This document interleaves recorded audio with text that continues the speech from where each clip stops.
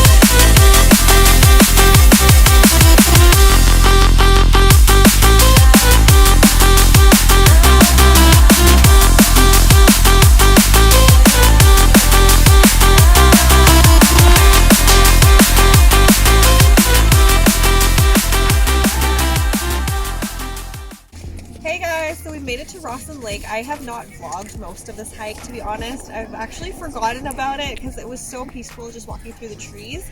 But this is a beautiful view. In the summertime you can actually hike Surreal, which is behind me up there. And it's been an avalanche watching type of day. We sat here and ate our food and just watched avalanches. So there's one going on right now. I'll see you guys in the next one.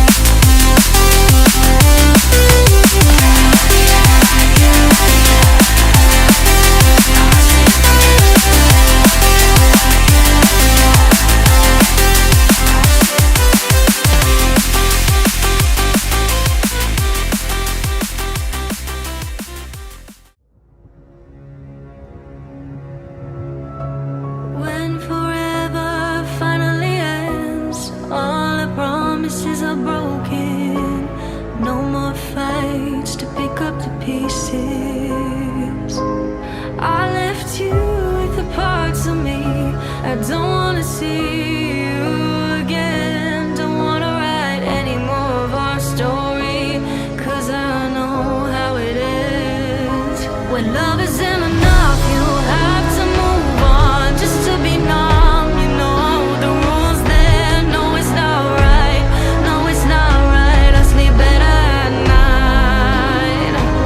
When love isn't enough, you have to move on just to be numb. You know the rules there.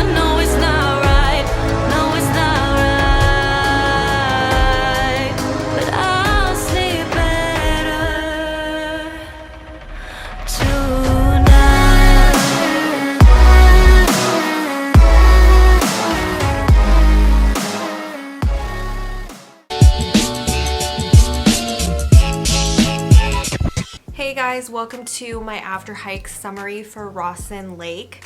I feel like I don't have a ton of footage for this particular trail. I didn't take a whole lot of it because this time of year, or like the time of year that I did this trail, which was a couple weeks ago, I did this hike at the end of April 30th to be exact. And I've done this hike many times. When I first started really getting into hiking, I started back in like 2012, but when I first like really got into it was 2016, when I was hiking a lot, like almost every weekend. And I did this trail like 3 or 4 times that year, and I haven't gone back to it since then. I don't know why. I don't know why I used to redo each trail like so often. I did the same thing with Prairie View and Yates Mountain and Elbow Lake, Edworthy Falls. I've done those hikes so many times in the same year, which like makes no sense to me. But also I was really directionally challenged back then. I didn't know how to read a map, and I was really bad at finding my way around trails. So I liked more like familiar trails that I've done before and more like busier ones like this one.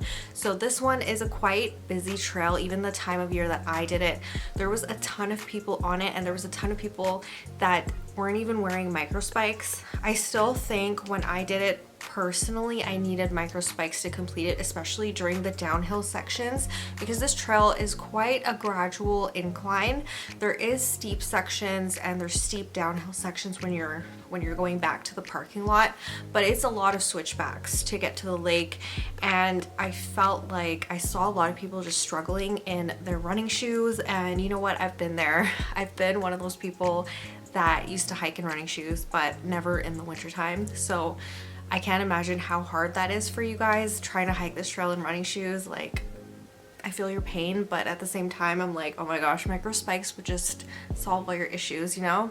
So micro spikes were definitely needed the day that I went, and there was a lot of avalanches. This is generally a safe trail, but you can't go past Rawson Lake. So when you do get to Rawson Lake eventually, after all of those switchbacks and all of the uphill, this one is a moderate hike, I would say. So the elevation gain on this one is 344 meters, and the distance total was 7.2k. The hike that you guys saw before this one, the Rummel one, it had almost double the elevation gain in the same distance.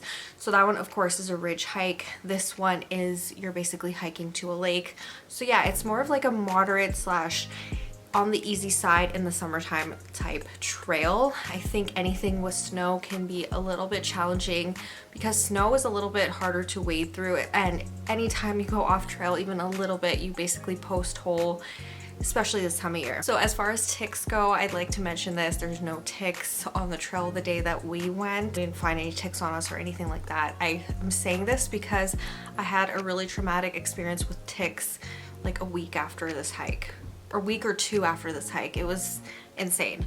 So this hike in particular was tick safe for us, and there was a lot of dogs, a lot of people on the trail. So when we got to Rawson Lake, we basically were watching avalanches come off the surrounding mountains, and they echo, and you can kind of see them fall down and stuff like that. They weren't like crazy avalanches where you basically would die if they came down super fast, all the snow was coming off the mountain. It wasn't like that. They were like literally mini avalanches, and you can watch them from the lake.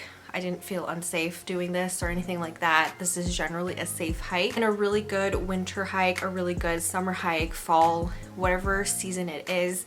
This is a really great trail. I always highly recommend this one, especially if you're looking for a busier hike with plenty of people on it. This is a really great hike. So this one in the summertime, you can definitely go up Surrail, and I am planning to do that this year. I hope that I can. I hope I can find someone to go with me anyways, because that is one of my favorite hikes. Surrail is actually tattooed on my arm, so it's a very special hike for me. Like I said, back in 2016 I did this hike so often, and the last time I did this hike I went all the way up Surrail, and it's a beautiful area. This hike is definitely very scenic. You start off kind of near one of the Kananaskis lakes. I always forget if it's upper or lower Kananaskis. I'm pretty sure it's upper Kananaskis lake. It's If you keep going down the road a little bit, you will get to Interlakes Trail, which is a really good one. But as for this one, when you're doing your switchbacks, you can kind of see the lake beside you, which is really nice. There is like one waterfall on this one, and of course Rawson Lake at the top. It was completely frozen, but it was starting to kind of thaw in certain sections like near the shoreline. But overall, this was a definite bluebird day. Still wintry type conditions up there, definitely a lot of snow, but definitely a beautiful day to do this trail. And definitely check this one out if you haven't already. I will definitely come back to it in the summer and do Surreal, so stay tuned for that. And other than that, that's all I really need to say about this one. I hope I got enough footage on the hike. I feel like I really didn't vlog very much, but that is all for this video. If you guys are not already subscribed, please go ahead, click that subscribe button below. I upload 3 times a week, Sunday, Wednesday, and Friday, and I will see you guys soon. Bye. I let you